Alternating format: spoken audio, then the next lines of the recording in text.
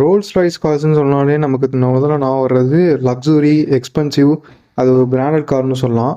So அதில் ஏன் அது லக்ஸுரியாக இருக்குது, அதுக்கு ஏன் இவ்வளோ காஸ்ட்டு கோட் பண்ணுறாங்கன்னு ஒரு சில ரீசன்ஸ் நான் சொல்கிறேன். நீங்கள் எவ்வளோ தான் ஸ்பீடாக அந்த காரை ட்ரைவ் பண்ணாலும் அந்த வீலோட நடுவில் இருக்க அந்த லோகோ சுற்றவே சுற்றாது.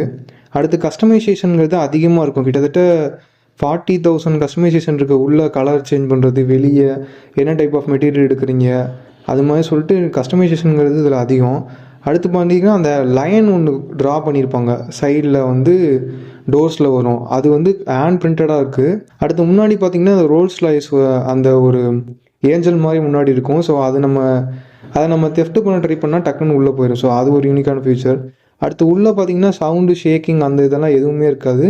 அந்த காருக்குள்ளே கிளாக் கொடுத்துருப்பாங்க. ஸோ அதோட சவுண்டு கூட கிளியராக கேட்கும். உங்களுக்கு ரோல்ஸ் ராய்ஸ் காரில் பிடிச்சது என்ன விஷயங்கிறது கீழே கமெண்ட் பண்ணுங்கள்.